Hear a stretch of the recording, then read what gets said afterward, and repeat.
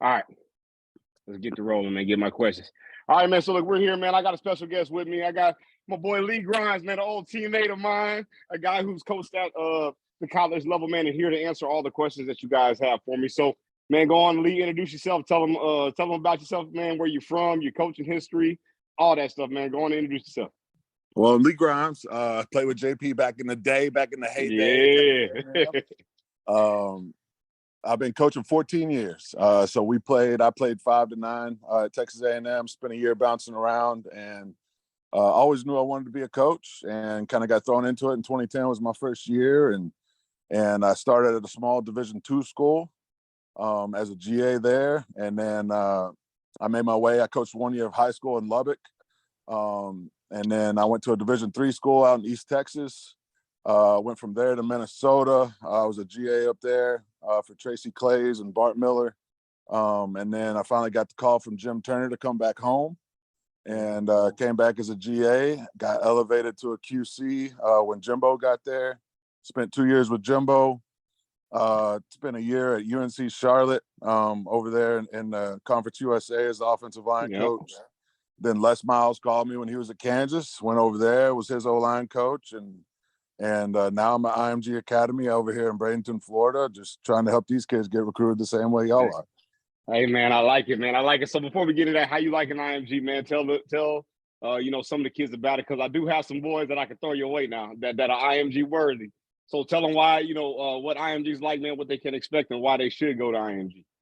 So IMG is the top of the top. It's the cream of the crop. Talent-wise, from around the country, we recruit all over the nation, from California to Hawaii, all the way to the East Coast. I mean, anywhere and everywhere, just like college. And the only difference is it's high school, and it's a boarding school. So kids come here, they stay on campus. It is just like college, especially nowadays with all the colleges going to morning practices. A typical day here, excuse me, at IMG, you're going to wake up, you're going to eat breakfast. You're going to be over to us about 7:30 in the morning. We're going to have about an hour of meetings. And then we're going to go straight out to the practice field. Like right now we're in OTAs. So we go out on the practice field. We're out there for 2 hours, get done about 10:30, 11. You go grab a quick bite to eat over there at the calf. You hit a lift. Right after lift, you start school, and you got school all afternoon from 1:40 to 5:40. You got study hall just like we used to have back in the day. I remember those days, man. I remember. You get dinner, and then you get dinner. You go back to the dorm, play a couple games of Madden, and you back at it again. So it's a special place, but it's definitely a sacrifice for families. Obviously moms and dads giving up their kid going away from what he's known his whole life. Coming out here, but it's great. It's iron sharpens iron. You're going to be around like-minded individuals that are trying to do the exact same thing, and they're around the same talent level as you. And so that's what makes us different is you're around great players all day, every day, and you push each other, and iron sharpens iron. So whenever you leave here, you can truly walk into an Alabama, to a Texas A&M, to a Georgia, and you're ready to play right now. Love it, man. Love it. And that's what the kids need, man. So look, let's get into it, man. Not keep too much of your time. So look, all right, number one question, you know how this goes. And I need you to explain it, man. You've been all over the place. What are the number one misconceptions in recruiting? What do parents need to know? Like, listen, do I need to sign up for this recruiting service? Hey, do I need to go to this camp? Hey, do I need to go to this guru? What is the thing I need to do to get my son out there? Number one, you do not need recruiting services. You don't. College coaches are paid to find players, period. And that's say their it again. job. Please repeat that. Repeat that one more time, man. That's their job. You do not need to pay for a recruiting service. It is a collegiate coach's job to find your son. Okay, so if they're out there, they're going to find them, period. That's why that's why me and JP still got this connection now. He's a coach, I'm a coach. I'd come through and recruit. So that's what college coaches do. So you do not need to pay for a recruiting service. If you want to do extra workouts outside of your high school, that's great. Okay, but research the guy that you're going to be working out with. It can't be some guy who's never done it before. My guys come up to me all the time here at IMG, and they're like, "Hey, coach, have you seen this drill?" And I'll sit there and watch the video with them, and it's all over Twitter. It's blowing up. I'm like, "Yo, that's a great drill." I was like, but how does that translate to the field? When are you going to do that? Yeah. And so you just got to research. Yeah, I love the extra work aspect of it. I love guys trying to get out there and grind and make their money. But make sure you do your research towards stuff you're going to do with that person is actually going to translate to stuff that you're going to be asked to do on the football field. Love it. Love it. So what about camps, man? So I know like a lot of questions I get is, hey man, should I go to this camp?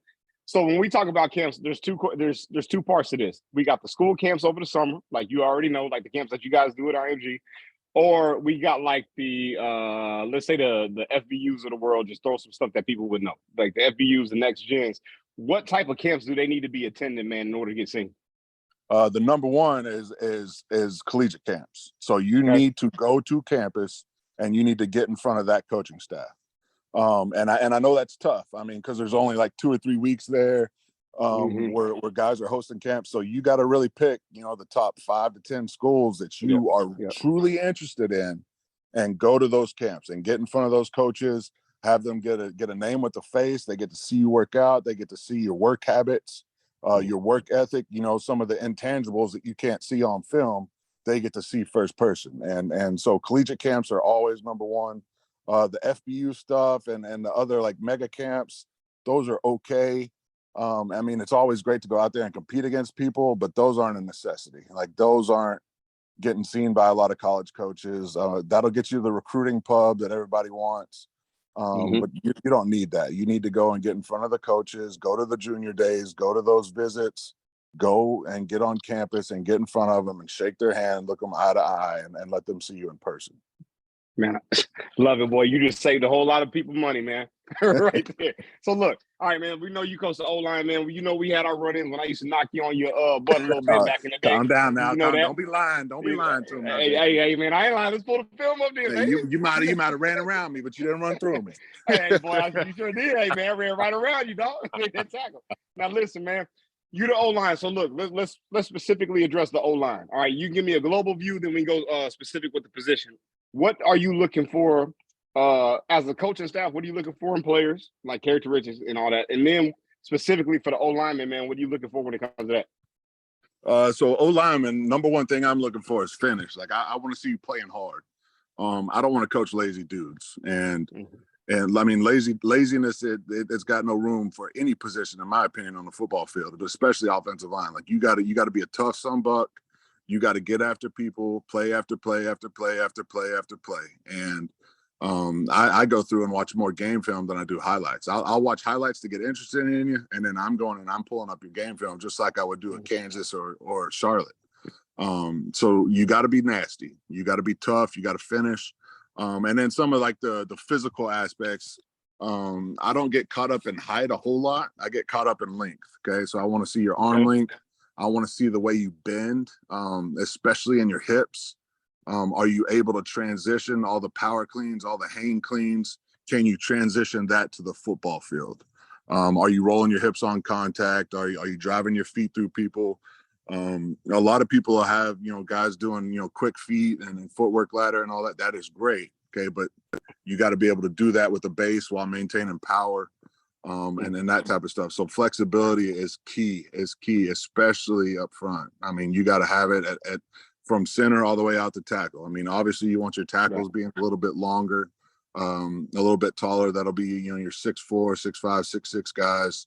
And then once you kind of get under that threshold, you're kind of stuck to center guard range. I mean, but my center here at IMG, who just committed to Georgia Tech, I mean, he's 6 foot. He's a by the standard, I mean, he's a undersized center, but he can do everything I ask him to do, and he works his absolute tail off, and he kind of runs the show for me. So don't let people tell you height is the big thing. If you can play ball, you can play ball, period. But definitely flexibility. You got to have good foot speed, but maintaining that power and how it translates to the field are important.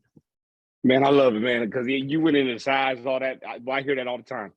Talking about I got to get bigger, I got to get this, that, and the other. Like, no, you are who you are, man. Either you can play or you can't.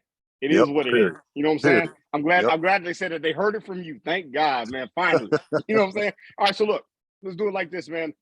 What do parents need to know about the recruiting process? All right, man, my son's getting hit up man, he's got 12 offers right now. He's rated 4-star. What in the heck do I need to do as a parent? What's my job now? Like, do I need to call people? Do I need to wait on people to call me? Do I need to wait on letters? What do I need to do? All right. So early in the process, I'm talking 8th grade, freshman year. Okay. Go to camps. Camps is how you're going to get exposure.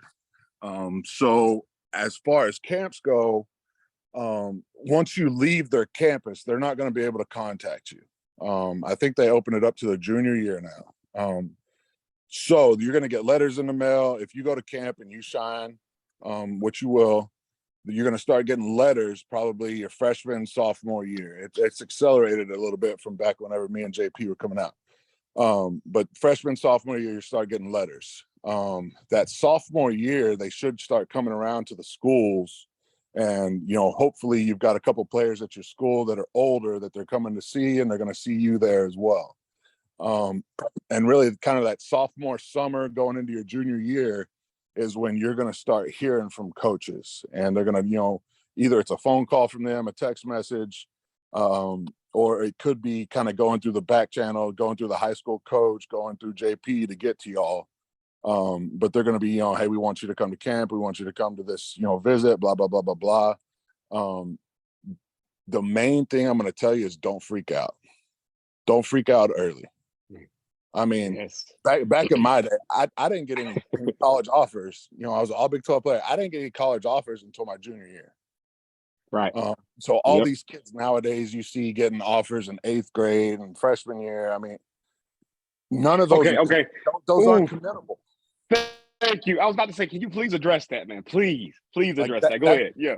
That's just the coach getting caught up and be like, hey, you got an offer. But if the kid's like, hey, I want to commit to you right now, they're not going to take that commitment, because they got to be able to see your sophomore, your junior, your senior tape to make sure you can play.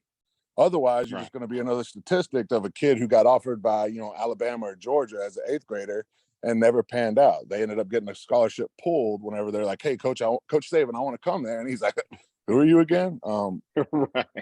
So right. don't get caught up in the offers. I tell my guy, my center here was a junior last year, and he was a freaking stud, and he didn't have any offers after the season. He was like, Coach, what do I do? I was like, relax, man. You're going to be okay.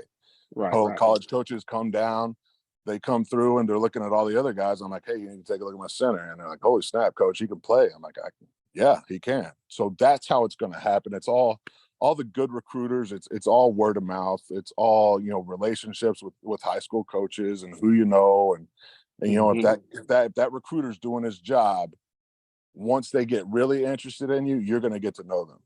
As a parent, as a player, he's going to be doing his job to reach out. I mean, any guys that I was recruiting at Kansas or Charlotte, I was talking to mom or dad once a week, and I was talking to the kid, 2 or 3 times a week. That early morning text message to y'all players, hey, hope you have a great day. That doesn't mean nothing.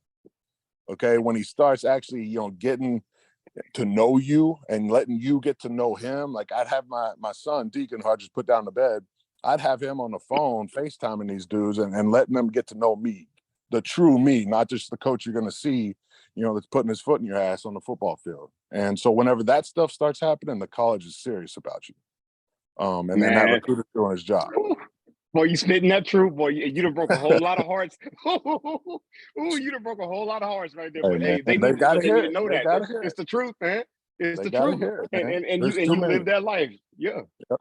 There's too many, college coaches out here that are snakes in the grass, and they're gonna blow smoke up your butt. You can't do it. You got to be able to see through that, and you got to really take your time. Just like with the trainer, you got to research the college, research the coach.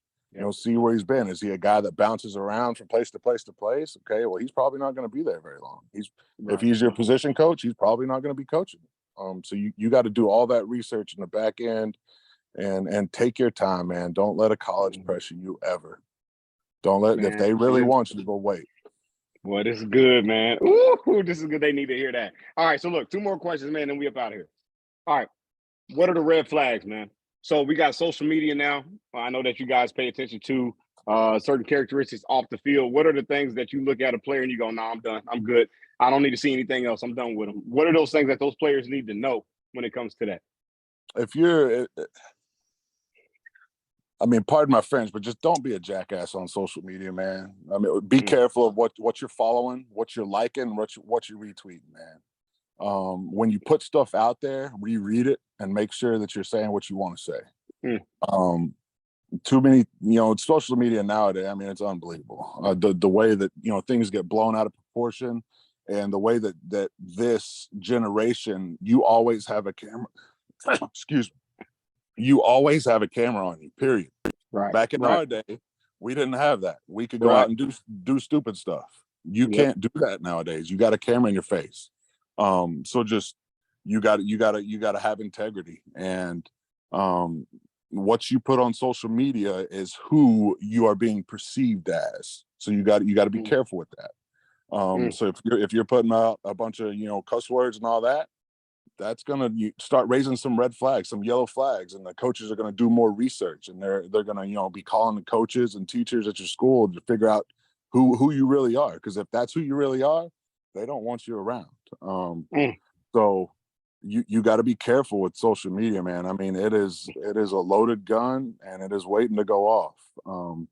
So make sure everything you put out there, you reread and know at some point in your life, whether it's going to college, raising the red flag, or you're applying for a job 10 years from now or 15 years from now. Yeah. And like, hey, JP, what was this social media post you had back in 2012? And you're like, right. I was 15. And they're like, 15. We can't it don't matter. So Yeah. Right. Exactly, man. Careful. What about the like in school, who are you guys going to see? Are you guys going to see guidance counselors, teachers? I know we all know that grades are important. That's beating over the head to these kids. They know that. But outside of the grades, man, who else are you guys talking to besides the coach? Shoot, I know me personally, I was talking to everybody. I was talking to principal, assistant principal. I mean, if I could find a janitor, I'm finding a janitor. I'm trying to figure out who you really are. A lot of these college coaches now will just work through the high school coach and kind of lean on that. I mean, if they're really doing their legwork, man, they're gonna find your neighbor, they're gonna find your assistant principal, they're gonna find out who you really are. Especially nowadays with all the NIL and the money that they're able to throw around with that stuff. Like, if you're gonna pour money into a kid, like, you got to really get to know who that kid is. Can they handle the money? Can they handle the fame? Can you handle, playing in front of 105,000 people every weekend? And are you worth us investing, $200,000, $300,000, $400,000 scholarship plus whatever NIL they're giving you? I mean, they're talking to everybody. So, I mean, the face you put on with your coach, the face you put on with your teacher, the face you put on with your guidance counselor, you got to be real, man, and you got to be straight up, and you can't think that you're cool with someone so you can go and do something stupid, because at the end of the day, everything you do in the dark is going to come to light. Right. If that recruiter's doing his job, he's going to find it. So just be smart, man. Don't have red flags. Don't do anything to mess up your future, man. And basically, you tell him it's a business. That coach is relying on you to feed his family. 100%. So I need to know everything about you, because now my job is on the line because I brought you in here. That's essentially what you're saying, right? 100%. And if I'm going to put my stamp on you, I'm going to know you. I'm going to know you inside and out. Yep. Yes, sir. There it is. So look, all right, let's get to the last question, and let's get to the most pressing question that everybody got. All right. The transfer portal, man. How much of an effect is it having on high school recruiting? Talk to us, man. Parents need to know. Kids need to know. That I get that question all the time. What's going on with that? Man, it's big, and it's kind of depressing, because I started coaching before the transfer portal was open. So I was in that world, and that's what I was used to. You kind of had what you got, and what you recruited. It forced recruiters to do their job and do it at a very high level. Right. And nowadays, you're letting the recruiter and the kid off the leash, in my opinion, because back in our day, I'm coming to Texas A&M. I'm coming to Texas A&M. If I want to go anywhere else, it's a 2-year. It's a 2-year penalty. And nowadays, hey, coach, I don't like you. You said something wrong to me in the meeting. I can transfer over here. So you just got to be careful, man. I mean, all these colleges are keeping that in their back pocket. And it seems like nowadays people are recruiting the portal harder than they're recruiting high schools, and it's forcing some of your kind of under the radar guys that would get picked up late. It's forcing those guys to go to a smaller school, a Tarleton State, an SFA, or something like that, which isn't a bad school. It's not a bad opportunity. It's still a full scholarship. But it's forcing some of these high school players to get looked over. And I had it happen to me this past year at IMG, of all places. I had a kid that was committed to a university for 6 months. And at the end of our season, they came in and said, "Hey, coach, we can't take this kid." And I was like, "Bro, he's been committed to y'all for 6 months." He's like, "Yeah, but we really need a tackle that can come in and play right now. And we don't think he's ready to play right now. So we're going to have to go to the transfer portal." So he ended up, getting dropped by them and having to find another home within a month. So you just got to be careful, man. And it all comes back. I mean, nowadays, you just got to get to know who they are as a recruiter, and they got to get to know you. If there's really that personal connection and there's really that relationship, okay, which is big. Relationships are huge. If there's really that relationship and you feel like you can trust that person, you're good. Okay. But if any red flags that start raising while they're recruiting you, if they fall off of you at any point, there's 2 or 3 weeks where they're not communicating with you, you got to know something's up. Man, that's big, man. That's big. So, so basically, man, you telling a lot of these high school kids, like, look, you got to be the cream of the crop, essentially, to stand out nowadays, man, with the transfer portal, because it makes sense, right? Like, hey, look, if my job's on the line, basically, you know this as a coach, you live that life. If my job's on the line year to year, I'd rather go get the guy who I know has been in college, been in the classes, been in the weight room, right? Because it secures me. You know what I mean? Yep. So, man, so what would you tell high school kids, knowing that they just heard that from you, right? They're like, well, dang, man. Like, well, what do I do about that? What would you tell them to encourage them, and what advice would you give them moving forward? Number one, don't give up. Adversity is going to come, and it comes in many shapes or sizes. It may come in an injury. It may come with, getting dropped like one of my offensive linemen here. Adversity is going to come. But at the end of the day, I truly believe the path that's for you, no one can take away from you. So God's got a plan. If you'll stick to your guns, if you'll truly do your research, if you'll truly get to know people, and truly put yourself out there, I still believe there are plenty of good people in the world that have integrity, to where that'll kind of prevent itself. And if it does happen, it happens, man. Just continue working. Don't give up, man. Don't give up. Don't give up on your dream. Keep your eye on the prize and work your butt off every day. And I tell my guys here all the time, factors you could control. You control what you could control, and everything else will fall into place. And so just work your butt off every day. Be the best of the best. Be the best you that you can be every day. Don't compare yourself to anyone except for that guy you look at every day in the mirror. Don't compare yourself to anybody else. You live your story, and chase it with everything you got in your body, man, and God will take care of you. Oh, man, I love it, man. I love it, man. I love it. So, look, man, I appreciate you coming on, man. I know you're busy, man. I know you got to do your thing and whatnot, but answering these questions, because now they get to hear it straight from the GOAT's mouth, man. So, look, I know you at IMG. So, man, look, where can they find you? Hey, I'm interested in coming to IMG. Hey, Coach Pugh, how can I hit up Coach Lee, man? How can I hit up Coach Grimes so I can get some interest? What do they do? How do they follow you, man? How do they get in contact with you?